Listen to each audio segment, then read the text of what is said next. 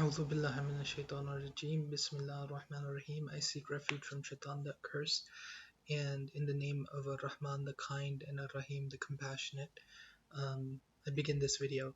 So what we're doing on this channel, this video is an introduction to this channel.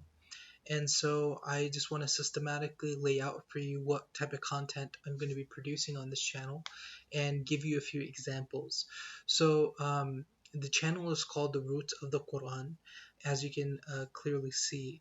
And an alternative name is the Quran Project, and we'll get to that in a second, but let's just focus on the roots of the Quran. So the Quran is derived from a finite set of trilateral roots, and these are Semitic trilateral roots. Many of them are common to Hebrew, and in fact they're used in the Torah as well, right? So for example, hikmah, which is hikmah in Hebrew, I can't say it correctly, but it's very similar. Ha, qaf, mim, these are used in both Hebrew and Arabic, right? And they're used both in the Torah and in the Quran. Rahma is another one. Rahma is very commonly used in the Quran. Illa, for Allah. These are all Semitic trilateral roots that are very ancient and are used both in the Torah and the Quran. And so, in order to fully understand the Quran, you have to understand this finite set of trilateral roots fully. These are the muftahat of the Quran. This is the keys to the Quran. You have to understand these trilateral roots, right? Um, on this channel, what we're going to do is we're going to systematically demonstrate the pattern of usage of these roots as they occur in the Quran. So the Quran itself is going to utilize or use these roots in very definitive ways, in highly patterned ways. And by analyzing, by taking the whole set of ayat in which one particular root is utilized according to one morphological form, and analyzing the pattern of usage, we will fully begin to understand, first off, that particular usage, meaning of that root and form. But then when we take every form in which a root is used, then we will fully understand the root as well. And the benefit of doing this is the methodology by which basically I'm teaching the Quran on a very deep level. But you're not only learning the roots, but you're learning the morphological and grammatical structures of the Quran very clearly, very perfectly, as you gain ilm of the Quran, as you gain the hikmat of the Quran. So it's a very integrated way of understanding Arabic or learning Arabic, Quranic Arabic, and understanding the Quran at the same time. This is not about speaking. I'm not trying to teach you to speak Arabic or fully to understand it, but if you learn Arabic this way or you learn the Quran this way, that will become easier and easier naturally. So this is my methodology of studying the Quran, and as I've done this, I can often, not always, communicate in Arabic to some degree. But that's not the point. The point is to understand the Quran very deeply, right? And then gradually, as a byproduct, you will be able to speak, but that's not the point. Okay. In addition to the Arabic language being based upon three trilateral roots, it's also based upon three-letter trilateral roots. It's also based upon three main parts of speech: ism, fail, harf. Generally speaking, this is a noun, verb, and a general like particle or participle, right? So on this channel, we will again systematically determine the meaning semantic field. So each trilateral root has a semantic field, and so we will be seeking to determine the meaning of those trilateral roots. Um, so now let's talk a little bit about manhaj. So going down, let's talk a little bit about manhaj. The methodology will be, for every root, we'll count the forms in which it is utilized. So for example, if we say Bismillah is an ayat of Allah subhanahu wa ta'ala, Bismillah ar-Rahman ar-Rahim is an ayat, the Bismillah, the ism of that, Sin, Mim, Ha, is, uh, is, one second, that root is used in about 7 or 8 forms in the Quran. And so we're going to, at the beginning, when we try to systematically determine the meaning of that semantic field, we're going to say, okay, these are the 8 ways it's used. It's used 3 times as a verb in 3 verbal forms, 4 nominal forms, and 1 form is a participle, right? We're going to disclose that, and then we're going to take the nouns first, or we'll take the verbs first. It'll be different for every root, whatever the best approach is. And so, for example, if they have 8 usages of in the verb form, and then they have 1 usage in a second verb form, and then the noun form it's like 39 usages, it's probably better to tackle the 8 usages and the 1 verbal usage first, so that you can kind of get a sense of how it's being utilized in short. And then you can see the expansive, you can then analyze the ism. So for each root, it's going to be different, whatever the best teaching methodology is, but the verbs will be kept separate and the nouns will be kept separate, unless there's just a very like 1 or 2 usages and it's better just to do them together. So when there's a lot of usages, we'll keep them separate. And the idea is to systematically produce a resource for English speaking Muslims, and I'm going to be doing this in Urdu as well, for English speaking Muslims to come and to be able to fully understand the Quran and learn it. It's kind of like the optimal Quran learning podcast, where you're really deeply deterministically learning the meaning of the Quran, like the unarguable meaning. You're learning that, and you're also learning Arabic at the same time from the roots up. Okay. Um, the nouns and verb forms will be discussed separately. When we see multiple roots are utilized in the same form, we will clarify the meaning of each through cross-reference. Okay, so for example, when we look at the first root, Bismillah, ism, right? Ism is the first root we're going to be looking at. So this root, sin, mim, wow, is used both for naming things, like as in name, the Asmaul Husna or Asmaha Kullaha, right? And then it is also used for the sky, samawat, right? So that's confusing. What does the sky have to do with naming, right? What is the connection? What is the grammatical metaphor? What is the core semantic field that can be metaphorically extended into sky and also be metaphorically extended into name? What is the relationship? So the way we determine that is we look, okay, it's used in verb form one to refer to naming something, and then it's used in noun form two to refer to sky, right? So we look at other roots. So what are we look at other roots, and it's like 1/2 is equal to 2/4 is equal to 3/6 is equal to 4/8. So we look at ratio and proportionality.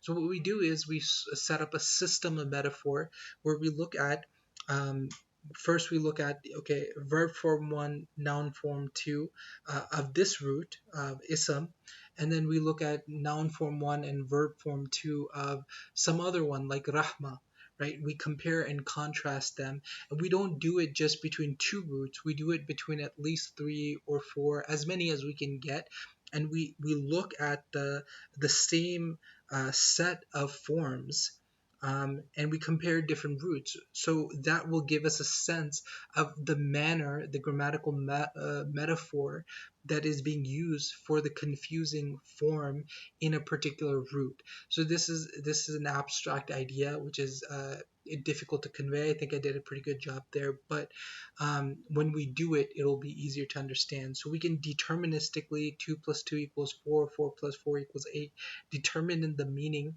of each form of any particular root by doing it this way, right? Okay, moving on. Um,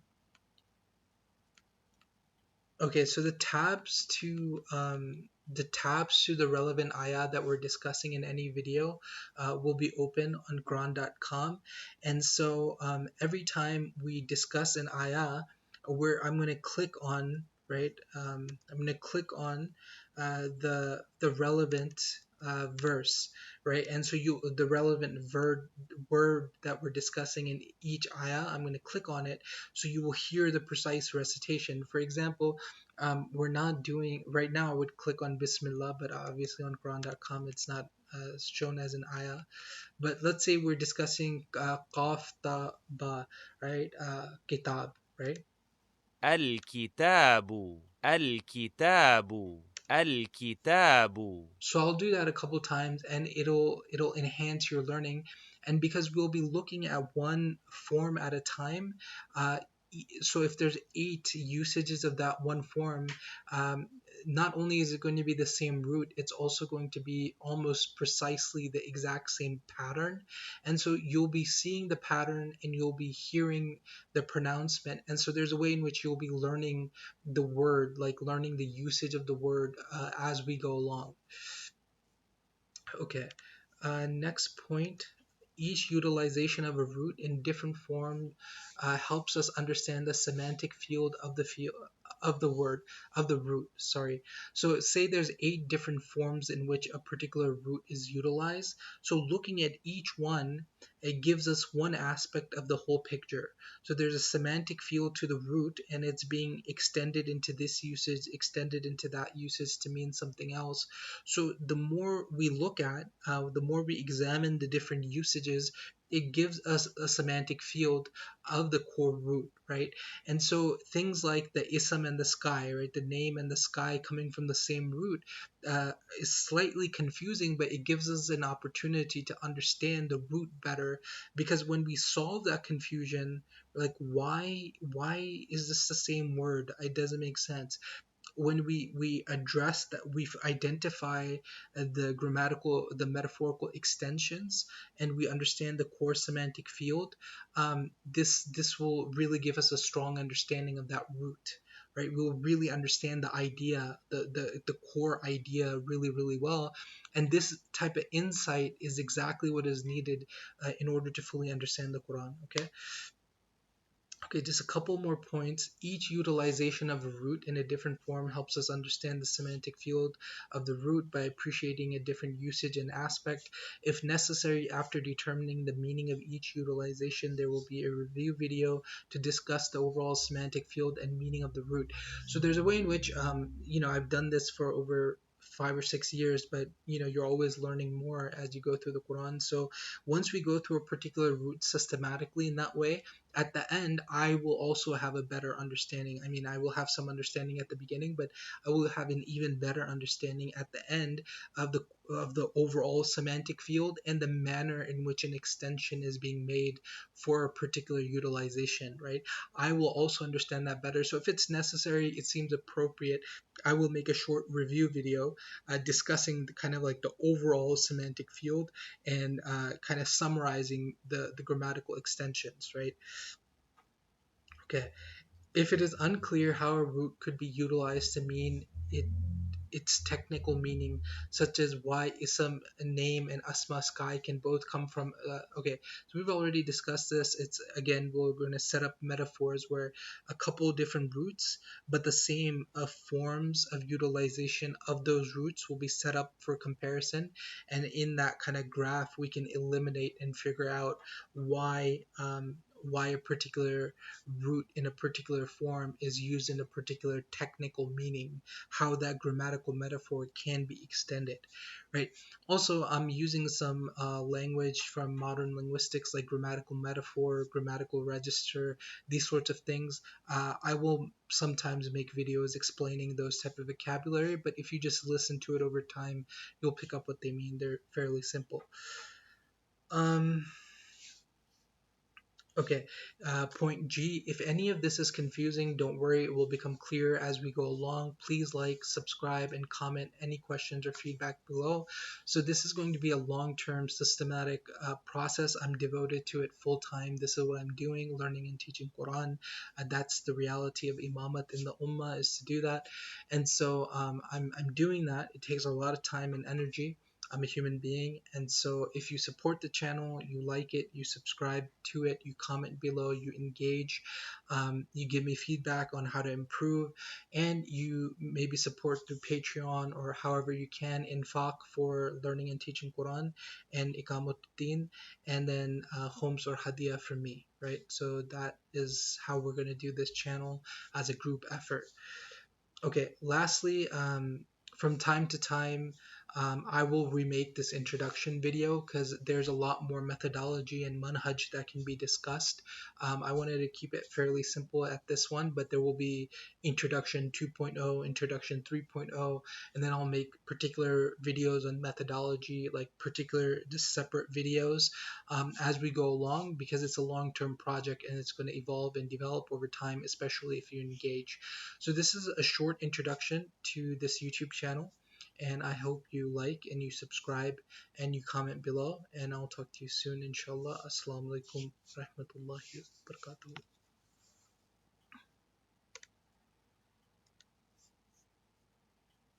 Oh, one last thing.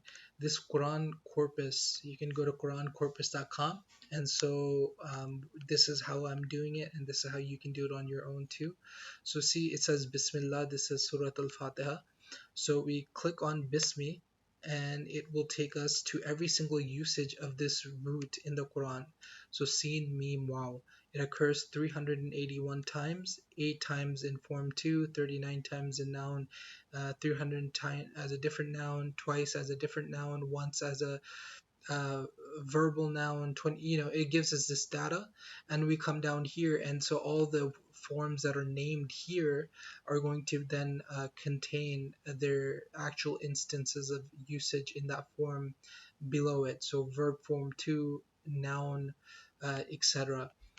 If I could quickly show you one last thing that's important, Quran corpus, let's say Surah 50, no, let's say 22, okay? We go here and we, let's say Anas, right? Um, so you see this is, okay, so this is not a good example. Let's pick a different word. Uh, Azimun is a good one.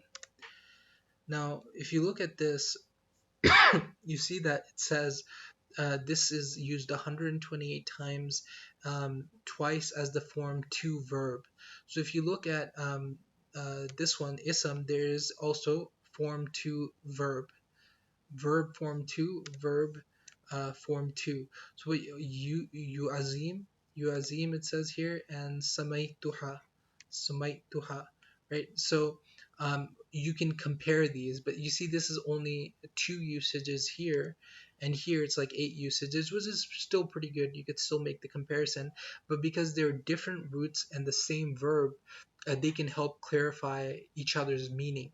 The morphological meaning, the contribution of the morphological form will be the same in both of these, and the roots will be different. So if you keep the roots constant, but you keep the morphological structure the same, the contribution to the meaning of the morphological structure will remain the same. And therefore, through this comparison and contrast, you can clearly see the meaning, like it will clarify the root meaning, or at least the morphological meaning, whichever one you don't know, but you have to know the other, like a system of equations. Okay, that's it for now. Assalamu alaikum wa rahmatullahi wa barakatuh.